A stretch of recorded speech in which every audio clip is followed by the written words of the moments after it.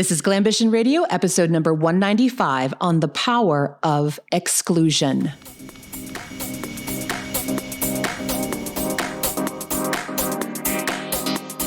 Welcome to Glambition Radio. I am your host, Allie Brown. I'm an entrepreneur, mentor, investor, and mom of twins. I love thinking big, doing different, and exploring ideas that disrupt the status quo, especially when it comes to women. Because we are rewriting the rules for leadership, business success, making money, and changing the world. And we're doing it with style. Let's go.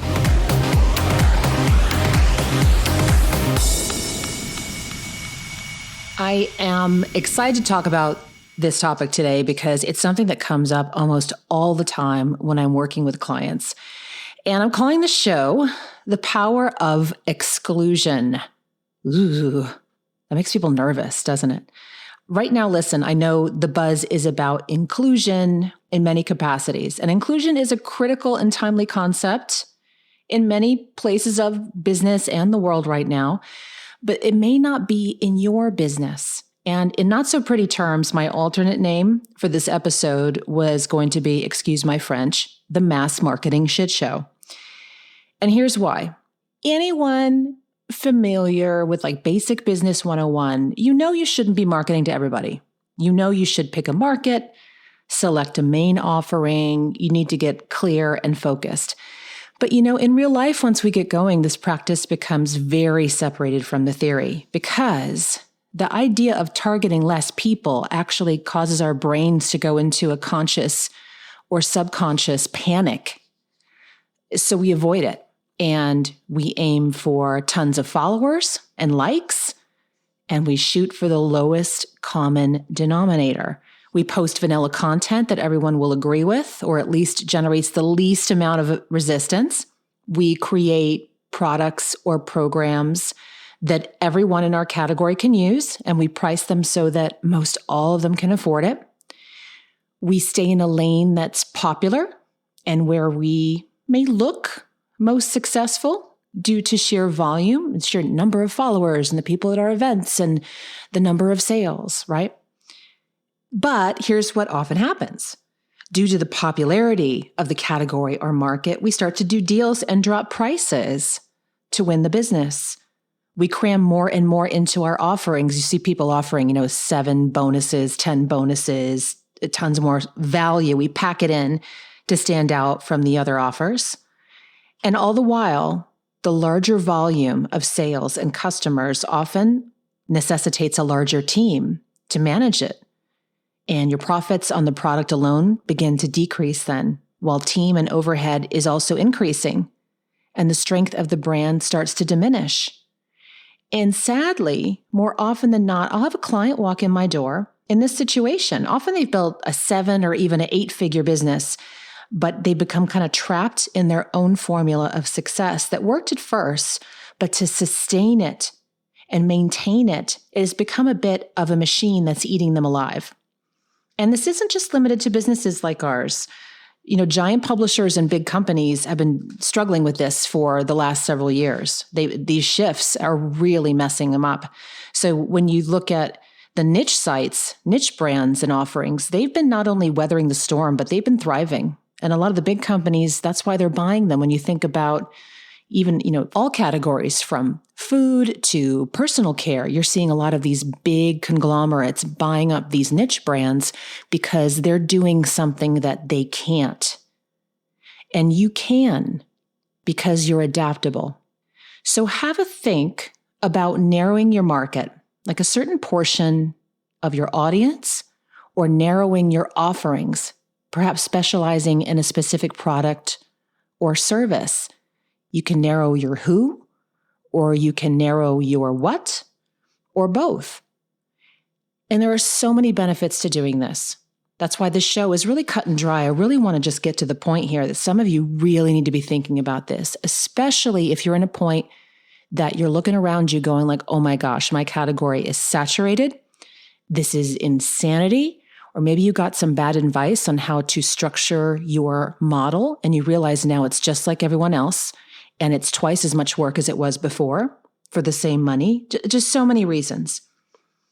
So let me review the benefits of targeting your market, of targeting your offerings. People don't like the word niching, but it's incredibly important to think about right now. It's very unsexy, isn't it? When we think of it's limiting. Ooh, we don't like that. We want to expand. We want huge following. We want the platform and the fame. And some of you need to do some really hard thinking about this right now because the benefits are incredible. First of all, when I've walked clients through this process, first off, just cut and dry, they have a more focused power and energy to what they're doing. Their energy is not as diluted as it was before. It's power in their work. It's power in the delivery of their work. It's power in the results their clients are getting and customers are experiencing. The second is your marketing is suddenly simple. You know your client or customer, you know where they are, you know what they want, and it's suddenly very easy to target them and create a plan to implement. Third, your marketing costs are reduced because your marketing is now streamlined and there's less competition for ads and keywords, especially if you're in a major competitive category. And actually, number 4, there's reduced competition in general, which leads to increased opportunities. You know, a lot of people don't want to play together anymore because they're all doing the same thing. Once you step out and claim a specific market or specific topic, it most often happens that everyone doesn't see you as competition anymore. They want to do deals. They want to have you on their stages. They may want to have you as a partner in their program. It changes everything. And last, but most importantly, really, you have increased profits. You probably are going to have less overhead now. Everything's more direct, it's streamlined, and you keep more of the money. Also, you can charge more when you specialize because you offer something that no one else does. But you got to be ready for some things. And often the things I'm about to share with you are where everyone stops. So you really want to take it into consideration. Be ready for this to take a while to align. It's not uncommon for a bigger shift like this to take a year or two to fully lock in, especially if your brand has become very ingrained in its current identity. It's taken me several years probably to shift away from being the business coach for all women to then really claiming that I specialize in women in the 7 and 8 figure ranges.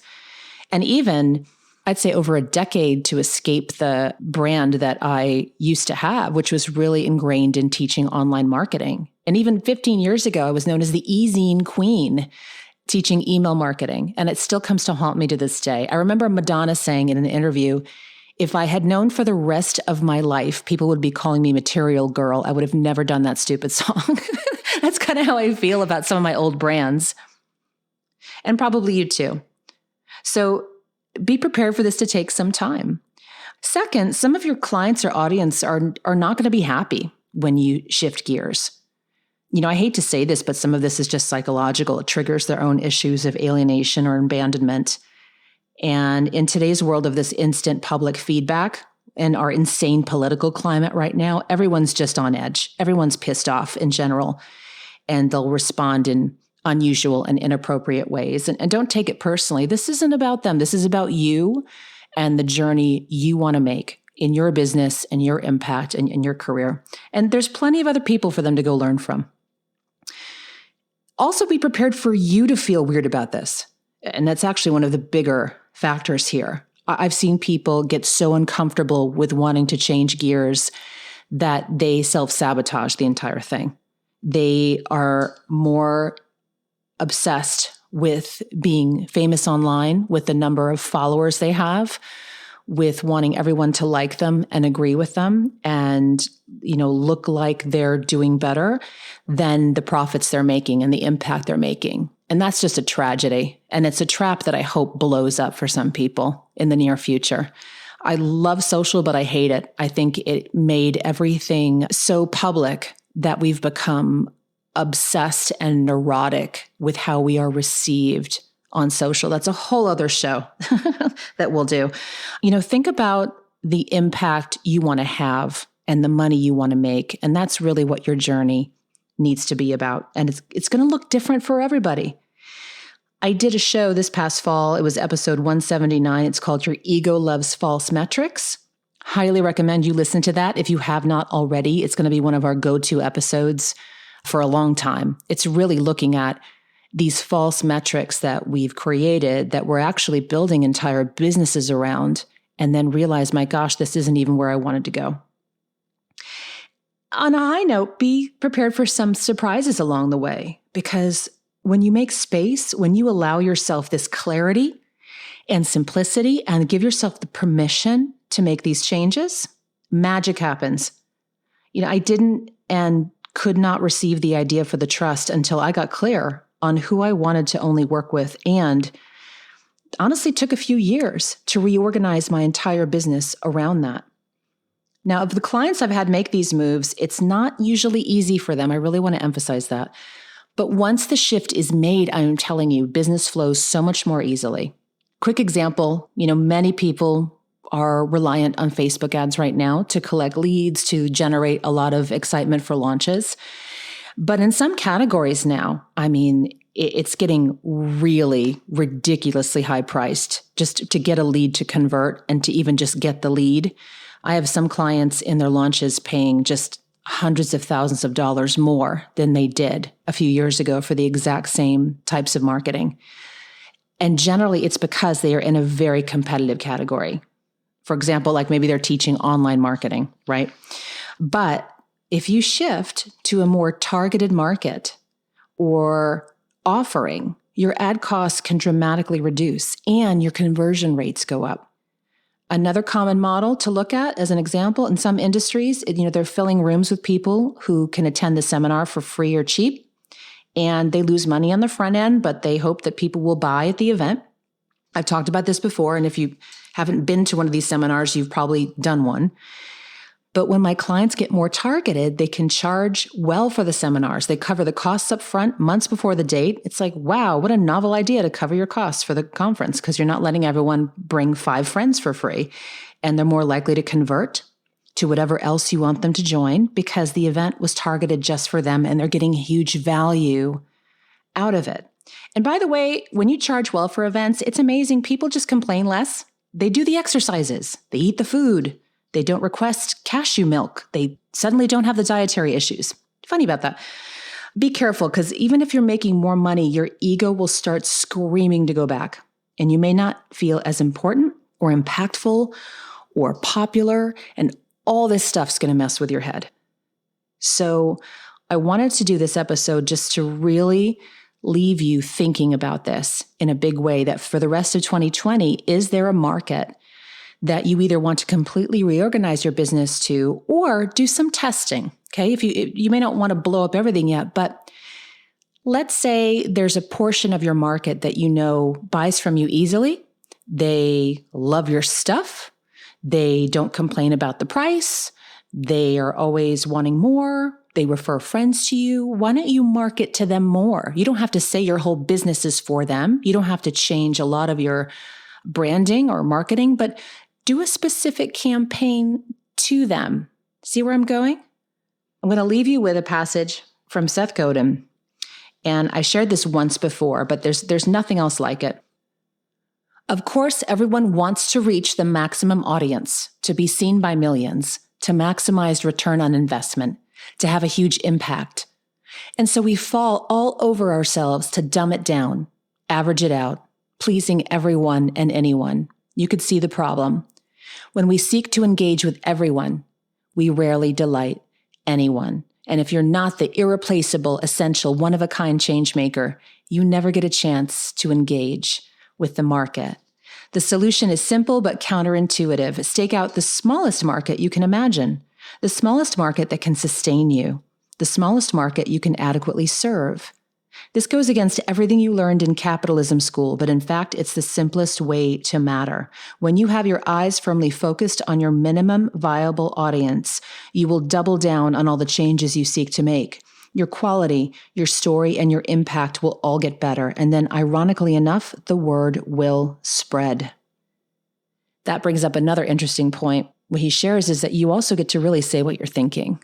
And that's probably the biggest joy I've had over the last few years. I really had some opinions on things that I was seeing in the industry and wanted to call out, but I didn't want to offend anyone, right? I didn't want to offend anyone else in my category. I didn't want to alienate a lot of my customers. And life is short, ladies, and we ain't getting any younger. So this is also really about doing what you want to do, serving who you feel you can help the most right now, and it will build from there, I promise you. But this vanilla click on my likes marketing, this is going to fade fast, really fast. And that's another reason why I created The Trust. And this is something I debuted on my last solo episode as well.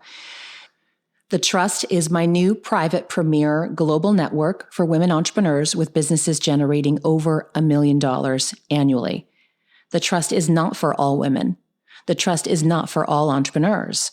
The Trust is not a coaching program. Our mission is to accelerate the power of proven women entrepreneurs who are in positions to scale up and create impact. To hear full details, if you want to hear the whole evolution of why I did this and exactly what I'm putting into this, go back to episode 191, The Problem with Women's Networks. Or if you're sold, you're like, I just want to find out more right now, request an informational interview, just go to jointhetrust.org. But you don't want to wait too long because our app has launched. Our first member meeting is coming up March 4th and 5th at the beautiful Ritz-Carlton in Miami Beach. I'm bringing in special guest advisor Ellen Latham, co-founder of Orange Theory. She has helped create a $1 billion global phenomenon. How do we take an idea and scale it? How do we think incredibly bigger in our vision and what we do, but stand for something really strongly? She's a great example, actually, when you look at serving what felt like a niche market who wanted a specific workout, but then, man, nailed that scalability model. It is absolutely possible. And this is a much different game for me now, too. In the past, we'd do these big launches and try to get hundreds of people in. And I'm doing this slowly and really solidly. We're having conversations with everyone. We're turning a lot of people away if they are not at that minimum mark.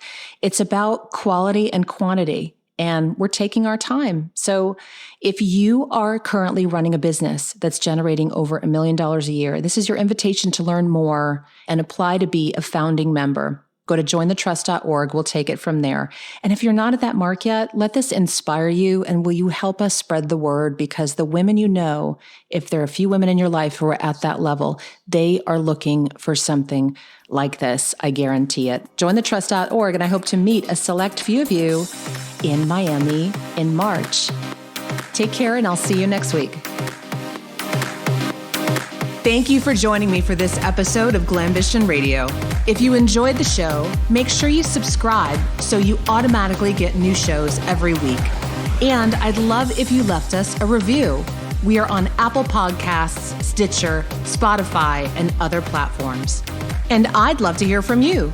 Come join the conversation online. You'll mostly find me on Instagram, but also on Facebook, Twitter, and more. Just head to allybrown.com. You will find them all there. And you can also learn about upcoming opportunities to meet in person. Glambition Radio is the elevated conversation for women leaders, and I'm honored you've tuned in.